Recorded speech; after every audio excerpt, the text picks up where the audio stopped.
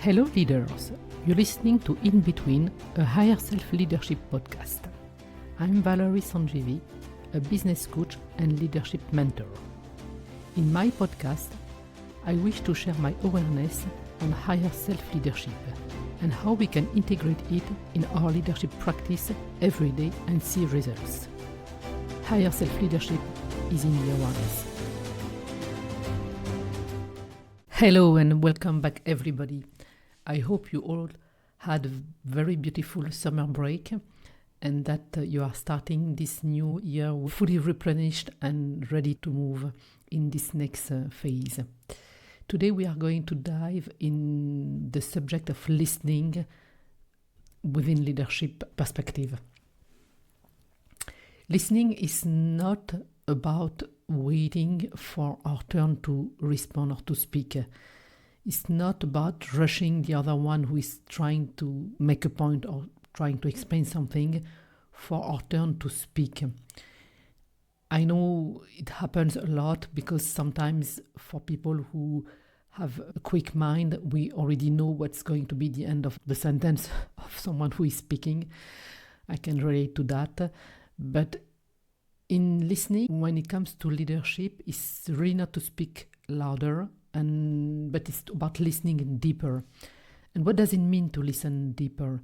It's about creating a space where what was hidden can surface. So let's dive in what it means. When I say listening, it's not about hearing. We can all hear, but do we listen? Do we listen with presence? Do we have this deep, active listening?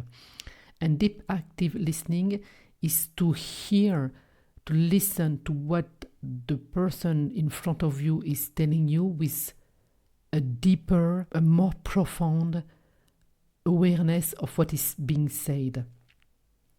It's really about allowing the silence and using silence as a power, because within this silence, within the space that we are allowing, then something else can happen. In leadership, the listening is really a foundation. It's really the foundation of trust. It means that people that feels listened can trust their leader. And then if I feel that my leader is listening to me, but with a deep listening, I feel that we can create some kind of safety, and if people feel safe, then we can unlock potential innovation and more efficient work. And we are not doing that for that, but it's because we allow this space and we understand what this person is trying to say, even if sometimes they don't even know what they are trying to say. So for me, this deep listening can help reducing conflict, can help open clarity, it can help strengthen the influence that we have. So real communication actually begins with silence. That's something I often say when I work with a team, when I mentor our team, is like we shouldn't, and I do that myself, we shouldn't open our mouth if we don't know what we are going to say, first of all. We are not just speaking to speak. So for me, it's like what the other one is saying. Can I be this leadership ears? Can I listen in alignment? So can I be, even if I want to go on a different perspective with a different octave, can I be the ear of heaven?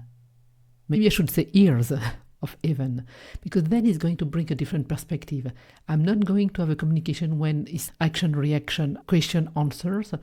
I will provide a spiritual layer. And when I say spiritual, it's really about the ear of heaven. Can I provide a space where a greater intelligence can enter the conversation? And this greater intelligence usually knows better what is the right answer right now for this person, which might not be the same one for another person asking the same exact question. Because within the space I create, we can provide the equation of that's the environment, this is this person, this is the context we are in, and that's going to be the right answer now. So it's not a forced answer. It's really what else is here and wants, to come and play. What is this truth that needs to be said now? And this can only come when I allow silence. And silence not as weakness. I'm not silent because I don't have anything to say.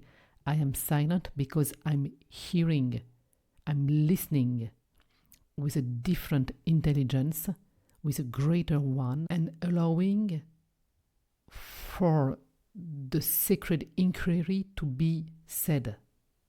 So that's something we can practice. And usually when you practice that, you know what to say. And for myself, because I like to speak about examples that I've been going through for a long time now, but I didn't know it was that.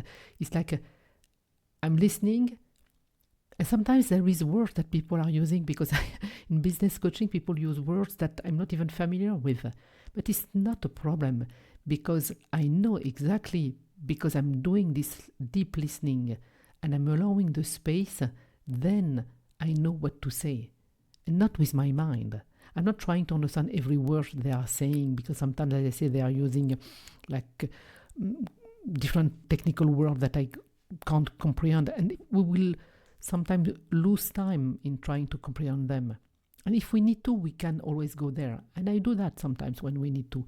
But it's like I can understand, not with my mind, but with the space I create. I know what has to be said. And when I say I know, it's like more my ears know, and the voice of the truth can come. So that's why it's very important that we listen and we pause before answering.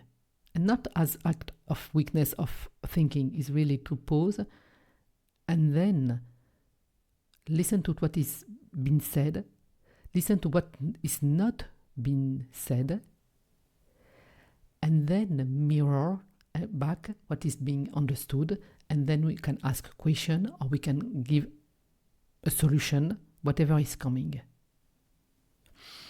So we can tune to our own body, we can hear the signal, we allow the space, we listen to the silence itself, and then something amazing happens. That's why I feel leadership, I feel that we need to allow this space and to practice those silence and to listen with the ear of heaven, with the ears of truth. And then clarity and wisdom is going to enter the conversation. So for me, like I said, true communication begins in silence, begin in listening to the truth that wants to come through me. And I feel that when we provide this silence and we allow the silence, it's like we are clearing our vessel. The body is a vessel, the mind is a vessel. And if I start to analyze too fast, then the mind is going to take all the space. And there will be no space for the different truths, a different clarity, a different wisdom to enter the conversation. So that's why it's very important to allow our body to be a vessel, our mind to be a vessel, to be able to receive this important truth, wisdom, answer, conversation that wants to take place here and now. And by doing that, there is so many ripple effect. People are going to feel that they are listened, so they feel that there is space for them. They will feel that the leader is in communication with them, and they will feel that the leader is really having the right answer and the right questions, and they will feel recognized, and they will feel motivated to go further, and they will know that they can always come to ask you questions. So we are creating in this way a trust space as well. Isn't it amazing in teams like to be able to do that? To bring the stillness as a guest and not as a weakness. Silence, stillness are guests in the communication world. And then the right words are given to us. Let's practice that and little